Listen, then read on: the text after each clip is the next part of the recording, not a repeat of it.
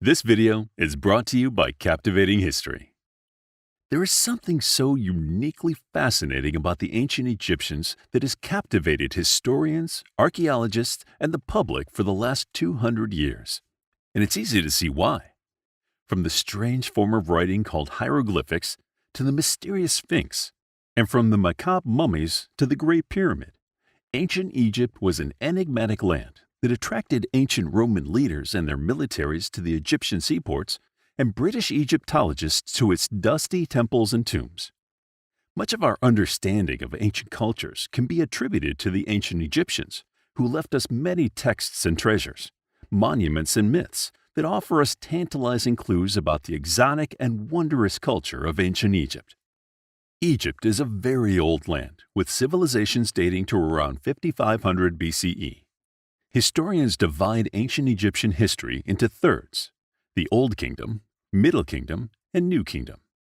In ancient times, the people of Egypt used the reigns of certain rulers as date markers, making it difficult for today's archaeologists to definitively date structures and monuments.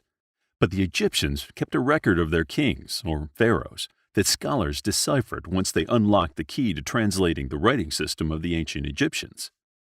In ancient time and today, life in Egypt depends on the Nile River, the life-sustaining body of water that flows south to north, cutting through the inhospitable desert sands of the Sahara. The Nile is prone to seasonal flooding, which makes the land on either side of its shores rich and fertile, ideal for agriculture. It is a delicate balance, though. If the Nile floods too much, it can destroy farm fields and settlements. If it doesn't flood, the crops could wither and die, causing famine and starvation. The rich land along the Nile first led nomadic people to put down permanent agricultural settlements in ancient Egypt. As these settlements grew, trade and commerce began, class structures arose, and artists and craftsmen flourished. Interaction between the different settlements became more frequent as the people of ancient Egypt moved closer to establishing a unified kingdom. The climate of ancient Egypt was changing. Around 3600, the lands further away from the Nile were becoming drier and hotter, forcing more people to move to the banks of the Nile. The influx of people pushed the limits of the region's food-producing capabilities. As neighboring communities competed for resources, leaders ordered the construction of walls and other defense tactics. Three main kingdoms formed, and they battled each other for food and trade goods, and for precious stones and gold. After years of competition, one kingdom rose as the most powerful of the three, and its ruler, King Narmer, put an end to the conflicts and united the three kingdoms in 2950, making him the first true ruler of Egypt and the founder of the first nation-state in history. Under King Narmer, Egypt gained its national identity. He established a governmental system, created icons of royalty, such as the crown, and ordered the construction of large and ornate buildings as a show of the importance of the royal family. During King Narmer's reign, or shortly after, a system of writing was developed in ancient Egypt. The written language began as a form of record-keeping for commerce, but quickly developed into a way for royal scribes to keep track of the names and titles of rulers and their lineage and key events. Hieroglyphics allowed them to immortalize their kings in history. Egyptian kings, or pharaohs, were all-powerful in Egyptian society. Pharaohs were viewed as the earthly embodiment of Horus, the link between humans and the gods. Therefore, when a ruler took the throne, he was immediately given divine status. He had a dual role of appeasing the gods and keeping his human subjects safe, productive, and healthy. Times of drought, disease, famine, or war, according to the ancient Egyptians, did not happen by natural means, but because the gods were displeased with the pharaoh, and he was being punished. The priests of ancient Egypt were second only to the pharaohs in power. Although they did not have a direct line of communication with the gods like the pharaohs, they were tasked with aiding the pharaoh in keeping the gods happy and the citizens thriving. Priests could become wealthy in ancient Egypt, primarily through the gifts they were given by wealthy people who wanted to put in a good word with both the gods and the pharaoh. A discussion of ancient Egypt could not be complete without addressing two of the biggest landmarks in Egypt, the Great Pyramid at Giza and the Sphinx. The Great Pyramid is also called the Pyramid of Khufu, after the 4th dynasty pharaoh who ordered its construction. It is the oldest of the three pyramids in the Giza complex and dates to around 2560 BCE. The structure remains a marvel of ancient engineering and construction. Thought to be a tomb, the Great Pyramid was the crowning achievement of Egypt's pyramid builders, who built 80 pyramids in all. Equally impressive and more mysterious is the Great Sphinx, also on the Giza Plateau. The enormous statue of the mythical creature who was half human and half lion is often attributed to the pharaoh Khafra, putting its construction at roughly 2494 BC. Some historians and archaeologists, however, theorize that the Sphinx may be much older. We do know that at various points in history, the Great Sphinx was nearly swallowed up by the desert sands. It was buried up to its neck by the shifting sands of the Sahara and had to be dug back out. The enigmatic Sphinx, along with the Great Pyramid of Giza, are symbols of Egypt recognized around the world. The pharaohs that reigned in the New Kingdom between 1570 and 1070 BC wielded more power and command than any rulers who preceded them. These were the rulers who extended Egypt's landholdings, built ambitious temples and monuments, and established foreign diplomacy with surrounding nations. In the 20 years he ruled, Pharaoh Thutmose III built Egypt into a formidable empire through decisive military victories, which are chronicled in Karnak's Hall of Annals. Another of Egypt's New Kingdom pharaohs, Akhenaten, was best remembered for being the ruler who tried to change religious worship in ancient Egypt. Before Akhenaten's reign, Egyptians worshipped a pantheon of deities, in much the same way as the ancient Greeks, Romans, and Norse. Akhenaten, however, forced the citizens into monotheism, with only one supreme god, a sun deity.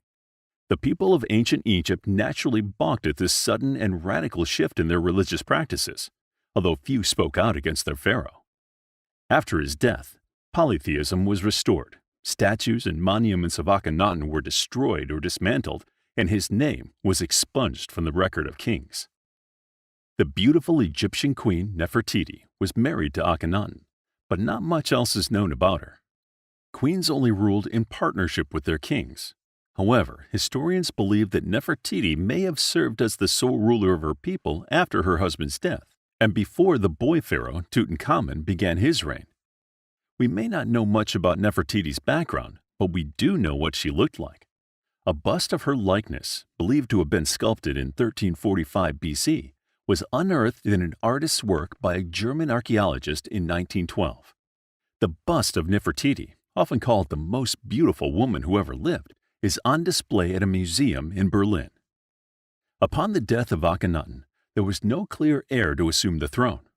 The only appropriate person was Tutankhamun, a 7-year-old child. The boy pharaoh, as he later became known, became a household name after his treasure-laden, nearly intact tomb was discovered in the Valley of Kings in 1922 by British archaeologist Howard Carter. Besides the priceless treasures, ornate sarcophagus, and mummified remains of the pharaoh, the tomb held back a curse, if the legends are to be believed, that caused the strange and unexpected deaths of Carter and several members of the archaeological team. The mystery of the curse, along with the trove of valuable artifacts, made a fascinating story, leading to King Tut's immense fame. The discovery of King Tut's tomb and the worldwide attention it garnered put the ancient Egyptians' unique funeral and burial practices in the spotlight. In the mythology and religion of ancient Egypt, the belief in the afterlife was of high importance. Pharaohs and nobles spent their lives preparing for their deaths and tried to ensure that they would enjoy a comfortable afterlife. A key component of this was the preservation of the corpse. The people of ancient Egypt developed effective embalming and mummification techniques, including wrapping the deceased in strips of linen cloth that took advantage of the dry desert climate to keep the body intact. The funeral rites of the ancient Egyptians guaranteed the deceased had a safe journey to the afterworld. Some pharaohs were buried with boats that could transport him to the great beyond. Servants and family members were also buried with the pharaoh so they could serve him in the afterlife. All the worldly objects he may need were also added to the tomb, including items of great value that may have favored the gods. The walls of tombs themselves were lined with prayers and spells meant to protect the dead, and the tombs were hidden and secured so tomb robbers could not find them and steal the precious artifacts inside. Toward the end of the Egyptian Empire, Egypt was an integral part of the political and economic activities of the Mediterranean Sea. Roman and Greek leaders, scholars, and philosophers regularly interacted with Egyptians, which influenced the Egyptian culture. Some of the interactions became personally and politically entangled. Such was the case with Cleopatra, the daughter of Ptolemy XII. A weak and ineffective leader, Ptolemy XII often called on Rome for military and political support. Upon his death, the throne passed to Ptolemy XIII, who was just a child. Therefore, the elder Ptolemy's daughter, Cleopatra, was married to the younger Ptolemy, and she took control of the country in the interim. When he grew older, the two rulers battled each other for control until Julius Caesar and his army arrived in Alexandria to negotiate a truce between them. Struck by her beauty and charm, Caesar and Cleopatra became lovers, and he fathered her child. After Caesar's murder, Cleopatra began a relationship with another prominent Roman, Mark Antony. The couple had 3 children together, but their relationship was torn apart by war. In a true-life Romeo and Juliet scenario, Cleopatra hid in a tomb and sent word to Mark Antony that she was dead. Upon hearing the news, the distraught Mark Antony tried to kill himself. As he lay dying, he was told of the mix-up, that his lover was still alive. He ordered his men to take him to Cleopatra, and he died as she held him in her arms. Devastated by losing her love, Cleopatra allowed an asp to bite her, and she, too, died. Thanks to stories like that of Mark Antony and Cleopatra, the cursed tomb of King Tut, the mysterious Sphinx, and the cryptic hieroglyphics, the culture of ancient Egypt has inspired wonder and awe. From the desert sands of northern Africa, a complex, mysterious, and fascinating civilization arose that is still the subject of study and research to this day. Unlike any other culture on Earth, the Egyptians accomplished amazing feats of engineering and pioneered the idea of national identity against the backdrop of the enigmatic pyramids. To discover more about ancient Egypt, then check out our book, Ancient Egypt, a captivating guide to the Egyptian history, ancient pyramids, temples, Egyptian mythology, and pharaohs such as Tutankhamun and Cleopatra. It's available as an ebook, paperback, and audiobook. Also, grab your free mythology bundle ebook for free while it's still available. All links are in the description. If you enjoyed the video, please hit the like button and subscribe for more videos like this.